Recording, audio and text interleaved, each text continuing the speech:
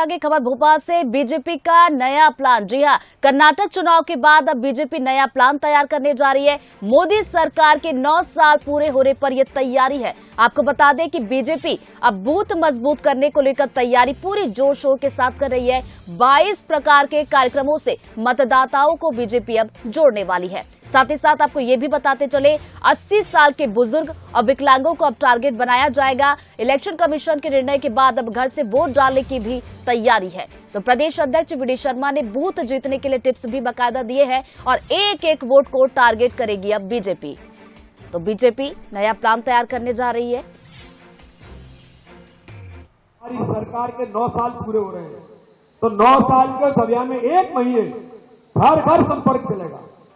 हम सब कार्यकर्ता घर घर जाएंगे, घर घर संपर्क करेंगे, अलग अलग प्रकार के कार्यक्रम करेंगे, हर प्रकार के लोगों को जोड़ेंगे। अब जैसे 80 साल के जो लोग हैं, चुनाव आयोग ने तय कर दिया है 80 साल के लोगों को घर से ही वोट डालने का अधिकार है। अब आपके बूथों पर, आपके इन 10 बूथों पर अगर ऐसे 10-12 लोग ही हैं या 15-20 लोग हैं, तो वो मतदाता, अगर आपने संपर्क किया 80 साल का कौन है, अपने मोहल्ले में, मेरी गली में, मेरे बूथ पर ये 15 लोग हैं, 15 लोगों से मिलना, कहना कि दादा आपका वोट हम यहीं से डलवाएंगे, दादा आपके प्रति भाजपा को वोट करेगा। चलिए, बीजेपी के नए प्लान पर बातचीत के लिए एग्जीक्यूटिव एडिटर मनोज जी हमारे साथ जुड़ गए। सीधा उनका रुख करेंगे। मनोज जी, देखिए, कर्नाटक विधानसभा चुनाव के नतीजे हम सभी ने देखे, उसके बाद अब यहां पर कांग्रेस की बात की जाए तो कर्नाटक फॉर्मूला लागू करने वाली है, तो वही बीजेपी भी नया प्लान तैयार कर रही है कि एक एक वोट को टारगेट किया जाएगा। लेकिन बड़ी बात यह है मनोज जी कि ये जो नया प्लान तैयार किया जा रहा है, ये कितना असरदार साबित होगा?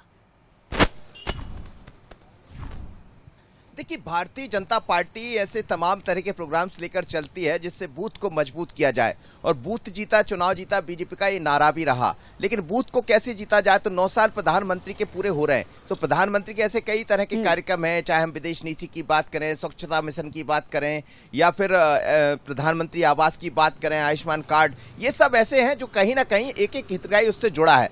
लेकिन एक एक मतदाता को टारगेट करना, चुनाव आयोग ने, जैसा वी डी शर्मा कह रहे हैं, अब ये तय कर दिया कि 80 साल का जो बुजुर्ग है उसको बूथ पर जाने की जरूरत नहीं है, वोट डालने की, मतदान केंद्र पर जाने की जरूरत नहीं है। तो फिर उसको यदि एक एक बूथ पर मान लीजिए 10-10 लोग भी मिल जाते, तो आप सोचिए कि उसका वोटर परसेंटेज कितना बढ़ जाएगा। और 51% जो वोट शेयर बढ़ाने की बात है भारतीय जनता पार्टी की, तो चाहे विकलांग हो, जो उस बूथ तक नहीं जा सकते, वो घर से वोट डालेंगे, तो ऐसे लोगों को चिन्हित करना, और एक एक वोट की बड़ी कीमत होती है ऋतु चुनाव में, और इसीलिए भारतीय जनता पार्टी ये ऊपर की लाइन है, केंद्र की लाइन है, उसी लाइन पर आगे बढ़ने जा रही है। कर्नाटक चुनाव के बाद और तेजी से संभलने की जरूरत है भारतीय जनता पार्टी को। मध्य प्रदेश, छत्तीसगढ़, राजस्थान में चुनाव है, और इसीलिए बूथ जीता चुनाव जीता के टारगेट को लेते हुए 80 साल के जो बुजुर्ग है, विकलांग है, उनको टारगेट किया जाएगा। तो चलिए, आने वाले समय में 3 राज्यों में चुनाव है और ऐसे में बीजेपी की कोशिश है कि यहां पर सत्ता में आया जाए, और तैयारी चल रही है। देखने वाली बात होगी कि नतीजे क्या कुछ कहते हैं। बहुत बहुत शुक्रिया मनोज जी आपका तमाम बातचीत के लिए।